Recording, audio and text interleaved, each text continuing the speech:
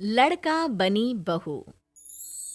पूरे 28 साल का हो चुका था ऋषभ, लेकिन शादी करने को तैयार ही नहीं था।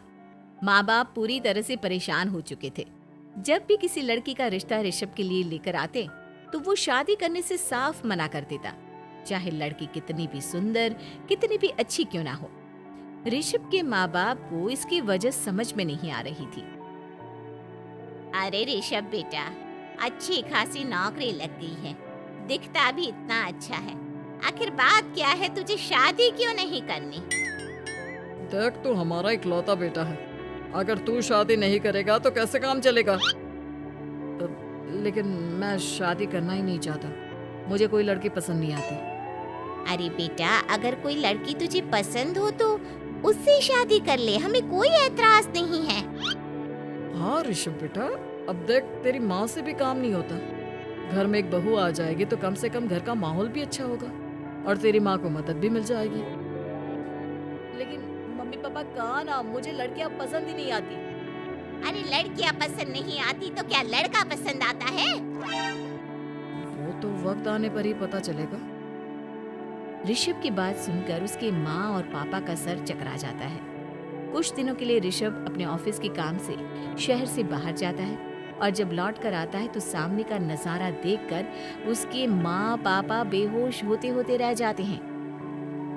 अरे ये क्या, ये तुम्हारे साथ कौन है? माँ, ये दीपक है, मेरी पत्नी। हम दोनों ने शादी कर ली है। दीपक तुम्हारी पत्नी कैसे हो सकता है? अरे दीपिका होती तो बात समझ में भी आती। ये तो लड़का है। तो क्या हुआ पापा, आजकल तो ये सब फैशन में है और मैंने आपको बताया था कि मुझे लड़कियां पसंद नहीं आती। अरे तो इसका मतलब ये थोड़ी है कि तुम दीपक को दीपिका बनाकर ले आओगे। मुझे बहू चाहिए, बहू के रूप में, ये आदमी नहीं। लेकिन मम्मी जी, मैं आपकी बेटे से बहुत प्यार करती हूँ, मेरा मतलब करता हूँ। अरे इसको तो करता हूँ करती हूँ का अंतर भी नहीं पता। लेकर जाए इसे वापस। अगर आपने इसे घर से बाहर निकाला पापा तो मैं भी इसी के साथ चला जाऊंगा। मैं ऋषभ के बिना जी नहीं सकती, मेरा मतलब जी नहीं सकता। हमारा जिंदगी भर का साथ है, प्लीज हमें अलग मत कीजिए मम्मी जी, पापा जी। हे भगवान, ये तूने क्या दिन दिखाया? मेरे बेटे को थोड़ी अकल दे दे, लड़के को बहू बनाकर घर में ले आया है। अब क्या होगा, हम दुनिया को क्या मुंह दिखाएंगे? आप बेकार में परेशान हो रही है। दीपक आपके सारे काम करेगी और एक अच्छी बहू की तरह आपके साथ रहेगी, देखना। पहले तो खुद तो क्लियर कर ले कि यह कुछ करेगा या करेगी, बाद में हम सोचते हैं कि हम क्या करें। बहू के आने के बाद क्या करते हैं, मुंह दिखाई की रस्म, तो आप भी वही कर लीजिए। आप चाहे तो मैं पूरे मोहल्ले में न्योता दे आती हूँ। अरे रहने दे, तेरी वजह से बेइज्जती और ज्यादा होगी। आई बड़ी, मेरा मतलब है आया बड़ा न्योता देने वाला। अगले दिन सुबह के बाद दीपक बड़ी नजाकत से चलता हुआ सबके लिए चाय बनाकर सुबह सुबह बालकनी में आ जाता है। प्रणाम मम्मी जी, प्रणाम पापा जी। ये देखिए, चाय बिल्कुल आपकी पसंद की है। मुझे ऋषभ ने सब कुछ बता दिया था कि आपको क्या क्या पसंद है। हे भगवान, ये सब क्या हो रहा है? ये क्या नौटंकी है? नौटंकी कहाँ है? माँ देखिए तो, मेरा दीपक आपका कितना ख्याल रख रहा है। लाओ, अब जो भी है, जैसी भी है, चाय पियेंगे ही सही। थोड़ी देर के बाद, वैसे दीपक, चाय तो तुमने बहुत अच्छी बनाई है, चलो कुछ तो अच्छा हुआ। अगले दिन अजी सुनते हैं, आज पैरों में बड़ा दर्द हो रहा है। लग रहा है घुटनों में फिर से कुछ न कुछ प्रॉब्लम हो रही है। डॉक्टर ने वो दवाई दी थी, उसकी मालिश करो ना अपने घुटनों पर, आराम मिल जाएगा। वो क्या है ना, खुद के हाथों से ठीक से मालिश नहीं हो पाती। अरे मम्मी जी, आपको परेशान होने की क्या जरूरत है, मैं हूँ ना, लाइए मैं आपके पैरों पर मालिश कर देता हूँ, मेरा मतलब कर देती हूँ। अरे रहने दे, रहने दे, घर में बहू होती तो सेवा करती, यहाँ तो आदमी बहू बनकर बैठा हुआ है। मम्मी जी नाराज मत होइए, एक बार मुझे मौका तो दीजिए आपकी सेवा करने का। अच्छा ठीक है, ये ले दवाई लगा दे। दीपक बहुत अच्छे तरीके से घुटनों की मालिश करता है। थोड़ी देर के बाद इतना आराम मिल रहा है क्या बताऊं, ऐसा लग रहा है मेरे घुटनों में कभी तकलीफ थी ही नहीं। लगता है तुम्हारी लड़का बनी हुई बहू तुम्हें पसंद आने लगी है। ऐसा कुछ भी नहीं है, वो तो बस इतने अच्छे से मालिश की इसलिए मैंने इसकी तारीफ कर दी।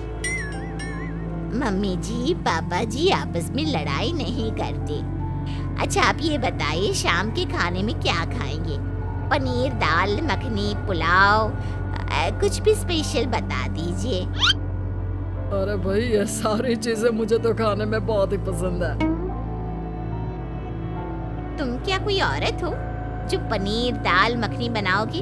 हाँ, अरे लड़का हो तो लड़के की तरह बिहेव किया करो ना। भले ही मैं लड़का हूँ तो क्या हुआ, अब तो मैं ऋषभ की पत्नी और आपके घर की बहू हूँ, तो मुझे उसी तरह से रहना पड़ेगा ना। अच्छा ठीक है, जो तुम्हें पसंद है बना लो। आदमी रसोई में खाना बनाते हुए कैसे लगते हैं जरा मैं भी तो देखूं। शाम को दीपक सबके लिए अच्छा सा खाना बनाकर डाइनिंग टेबल पर लगा देता है। ऋषभ ऑफिस से जब लौट कर आता है, सब लोग खाना खाने के लिए बैठ जाते हैं। अरे वाह, क्या गजब का पनीर और दाल मखनी बनाई है। ऐसा जायका तो होटल के खाने में भी नहीं आता। दीपक कितना अच्छा खाना बनाती हो, मेरा मतलब बनाते हो। तुम्हारी इसी अदा की वजह से तो मुझे तुमसे प्यार हो गया। अरे बहुत हो गया, आदमी होकर आदमी से प्यार करते हो। अरे लेकिन कुछ भी कहो, जरा खाना खा कर तो देखो ऋषभ की माँ, मजा आ जाएगा। हाँ वैसे बात तो आपकी सही है, खाना तो वाकई में लाजवाब है। इतना स्वादिष्ट पनीर तो मैंने अपनी जिंदगी में नहीं खाया। कितना अच्छा होता अगर ये दीपक दीपिका होती।